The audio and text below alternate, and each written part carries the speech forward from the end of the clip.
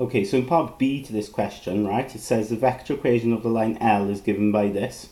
Okay, so we've got a different line this time, okay, because in part 2 of A here, we worked out the equation of line AB, which we got this result here, okay, but now we've got a different line L, okay, here, and it says show that lines AB and L intersect, and find the position vector of the point of intersection. So we need to show that they actually intersect.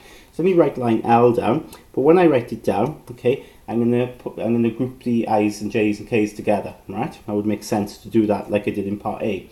So in this case here, I've got 2I, okay, and then of course mu times I will just be 1 mu I, yeah, or mu I. So that will be 2 plus mu I, right?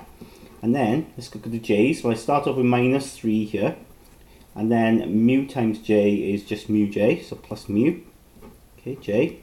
And then the K's, well, I've got minus 4 here, haven't I? Minus 4 there. And I've got mu times minus 1 is minus mu K. Alright? Now, what we need to appreciate is, right, this represents the equation of line AB. This is line L, right? If they intersect, okay, then they'll be at the same point, sort of at the same time. They're going to cross over each other, yeah? Which means we'll have the same coordinates here. They'll all match up, right? The I's will be equal, the J's will be equal, and the K's will be equal. In other words, there'll be a specific point. There'll be a specific point that satisfies line AB, but it'll also satisfy line L.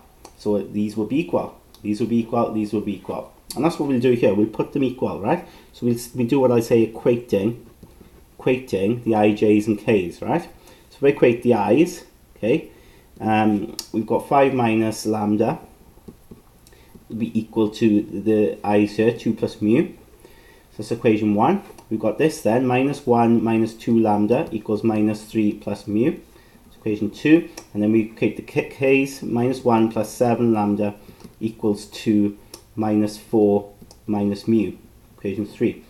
Now what we do then is, right, we can solve this to work out what lambda and mu are, but we only need to work with we should only work with 2 equations, right? That's really important. Really important just to work with 2 equations, and then we'll use the third one to actually check if it works. Now what I'm looking at here is maybe equation 1 and 2. Okay, so let's focus on them, right?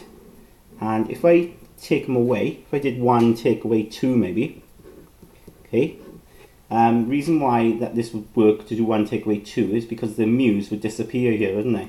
So let's go through it. 5, okay, so we're doing 1 take away 2. 5 take away minus 1, okay, so 5 minus the minus 1, so that'll give me 6, won't it? Because 2 minuses make a plus.